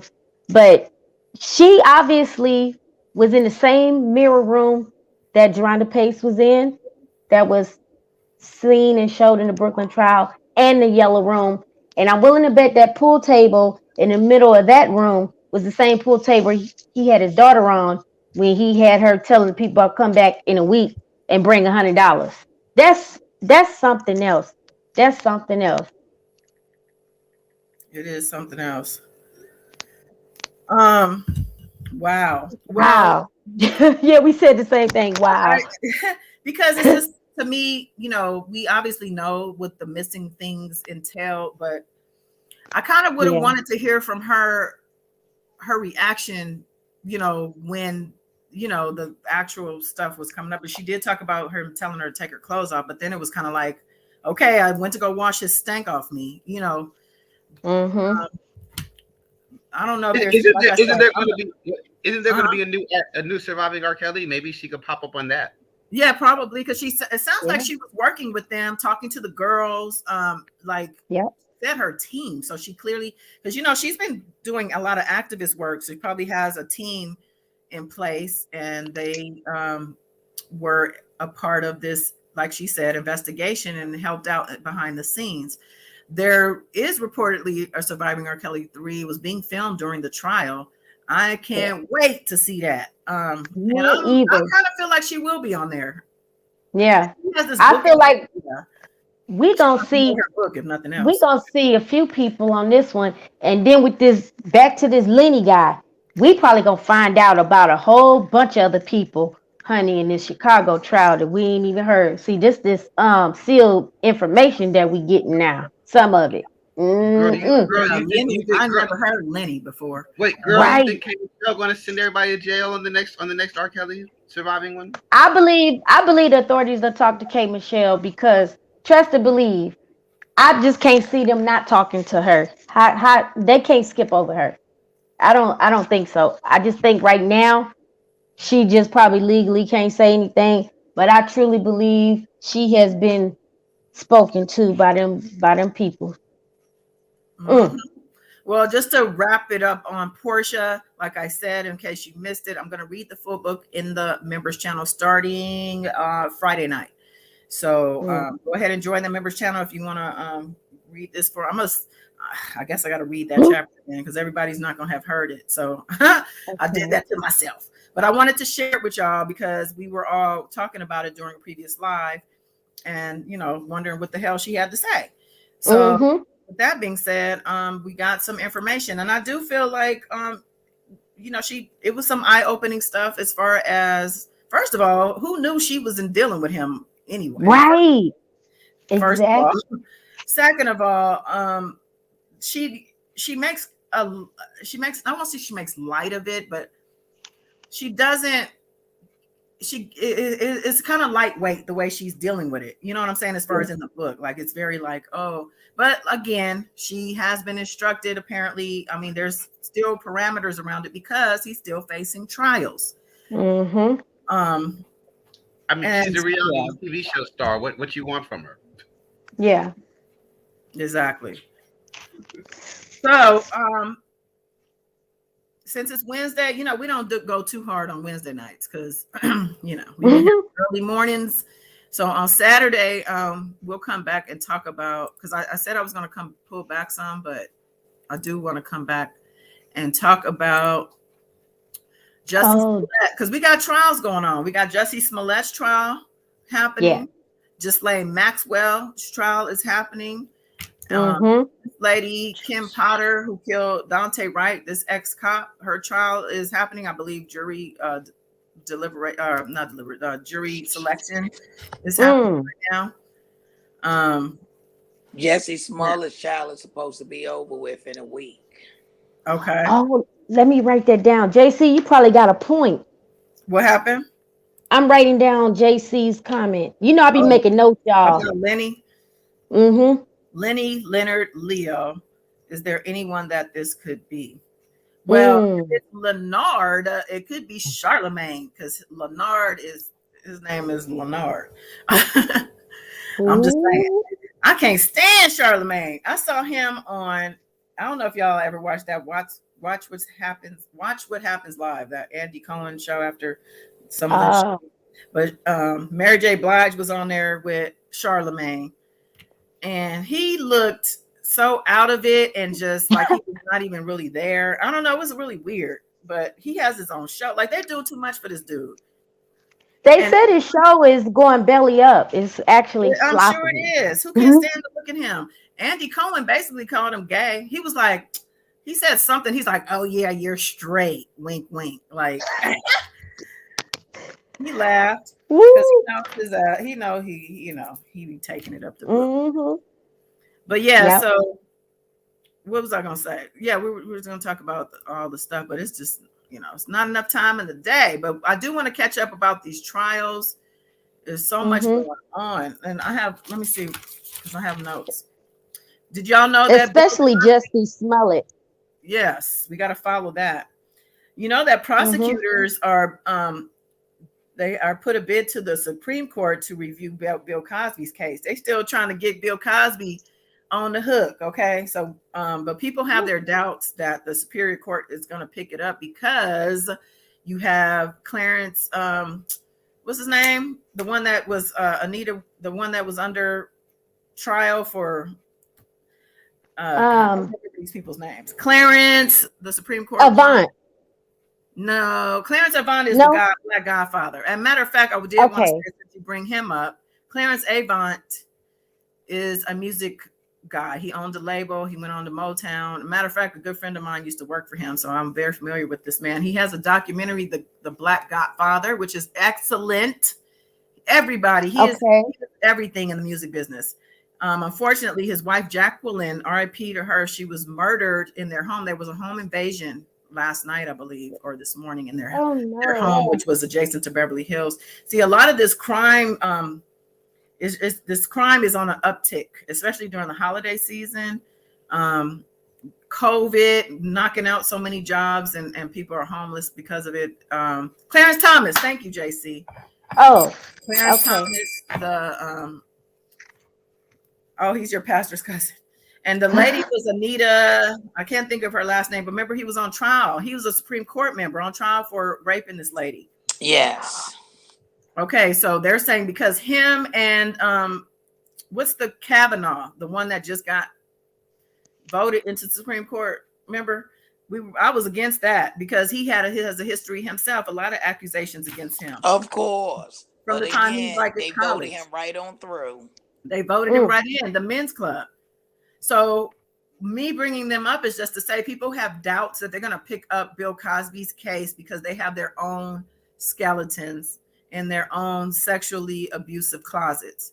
So with that said, we don't, who knows what's going to happen with that. But I like the fact that the prosecution, see what they're doing is they're having them look at the case because they're like, what happened with the DA in the first place where they made that handshake deal. Yeah, you let us know what happened. We won't prosecute or we won't jail you. That's not okay. You can't do that. Like he should have never done that. So I don't know what's going to happen, but then we have Roe v. Wade under the microscope. That's under trial. It's a threat to, freedom of choice. And which state is that? Mississippi? Well, I believe. Well, I'm not sure. It's the Roe versus Wade, the abortion rights bill. Yeah. But you know what? Bill Cosby brought a lot of attention and, eyes on him, especially after supporting R. Kelly, and everything. So they don't like the fact that he got out. Trust and believe that. They're going to be on him like white on rice. Yeah, they might be because it's just because it's Bill Cosby. They might overlook their own skeletons and just say, you know what, let's get this thing. Yeah. Let's bow out quietly. Exactly. Anita Hill. Thank you, JC. Smart people only. Yeah, Brett Kavanaugh. Thank you. Okay, so we have also the Omicron. Is that how you pronounce it? Variant, the new variant. Yeah. Something like that. Now to some of y'all, I'm gonna make an admission, and Miss Kim, because I didn't even tell you, I'm one shot down. I went and got the one shot. I have appointment for the next shot. I had to do it because I got things to do. I can't. I got to do it. They forced me. So Okay. just to let y'all know, I'm just transparent. Oh gosh, somebody woke up. Okay. Well, you know what? Guess what, y'all? I'm a team player. I'm gonna schedule just so my sis won't be by herself.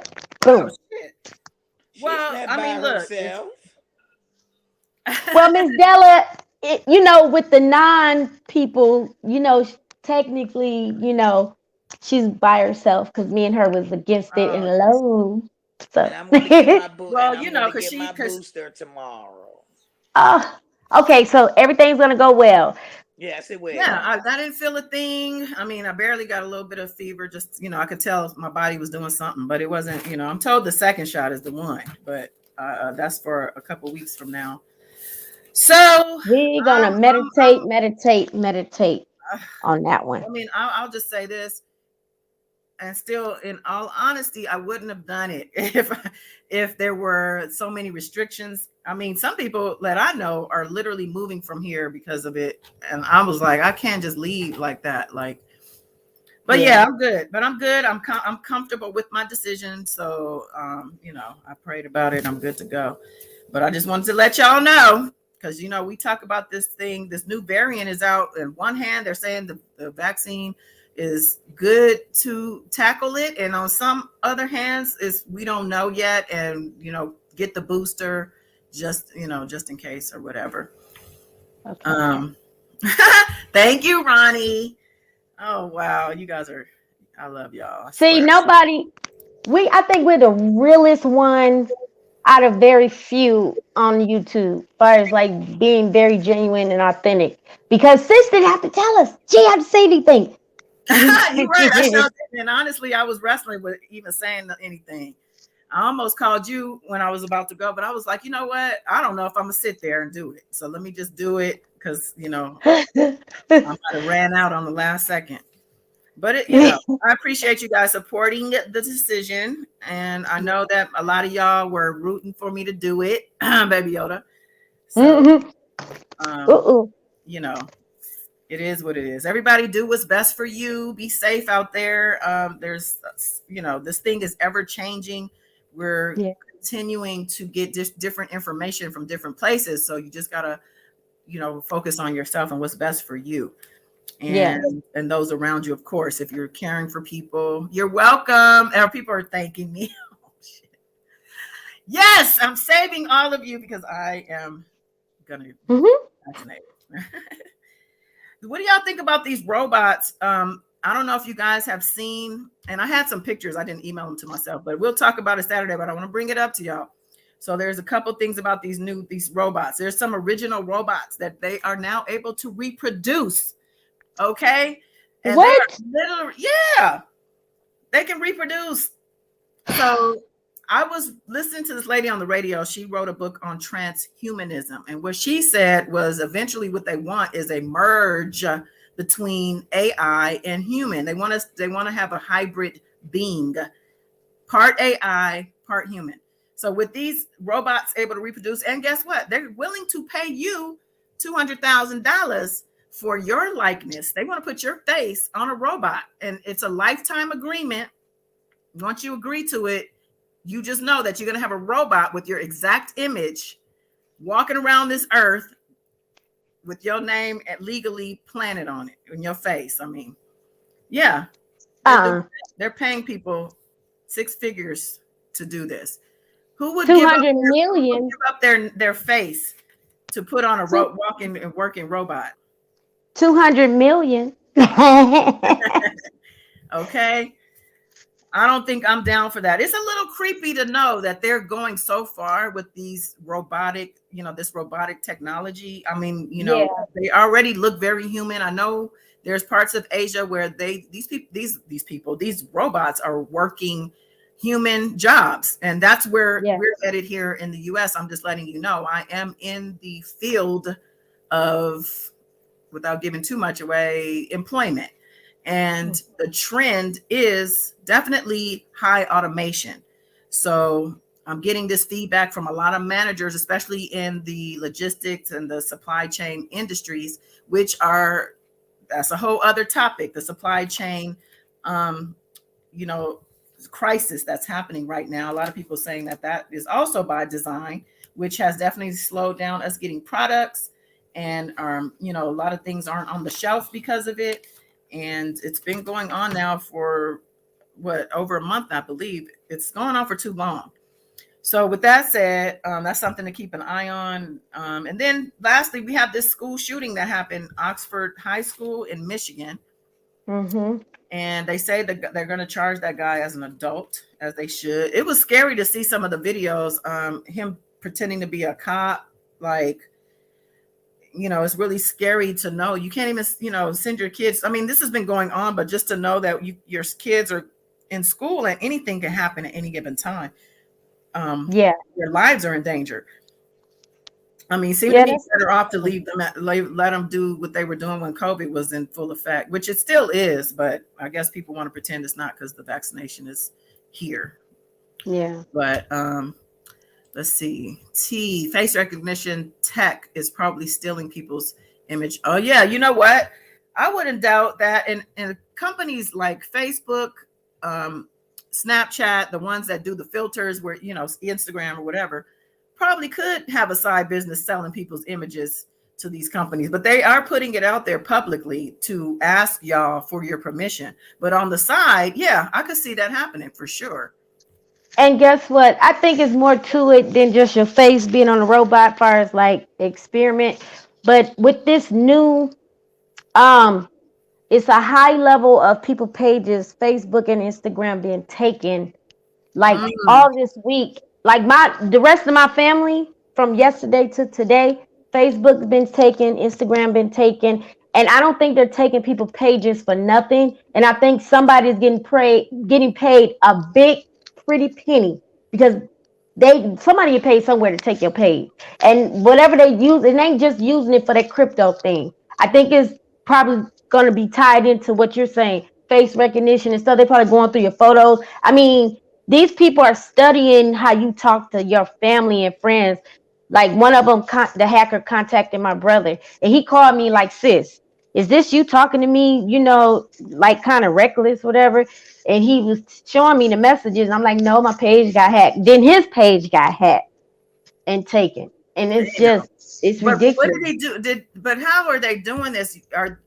Is there some type of engagement happening? Because I Oh, don't they'll see. like a picture on like, let's say for instance, if I go on your page and I like a picture, and then I might DM you, say, "Hey sis, you know, and I'm trying to win this I'm trying to get this $800, and now I just need 3 people, you know, and I'm gonna cash up you $100." Some people are actually receiving money and some are not, you know.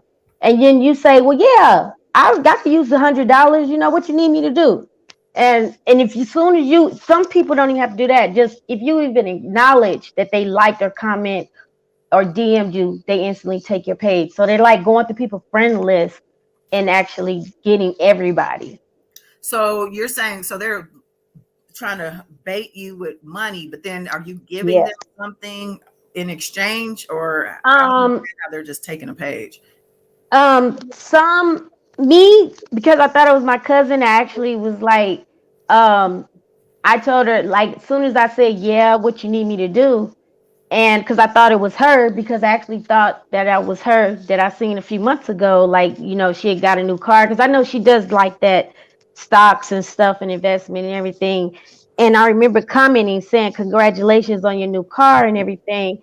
And she, you know, I thought it was her talking to me back saying, "Yeah, cousin, you know, thank you, and we gonna see you soon." You know, the one that I told you that I usually, that's, you know, friend that's part of the Chicago trial in R. Kelly. And come to find out, she told me it wasn't her. It was not her. That's crazy. And like I said, it's the holidays, and everybody, it seems all the crooks and the scammers turn it up 50 notches when it comes to this season. Um, Mm-hmm. oh, okay, Miss Della. How long ago did she send this? Oh, okay. We finna end this, Miss Della. So I have to go too. It's going on the 2-hour mark. So I want to thank everybody for joining us. And of course, we'll be back. So make sure you are subscribed, like this video, share this video, comment if you're in the replay. Much love. Till next time. Thank you and bye. Yeah. Bye, Love you. everybody.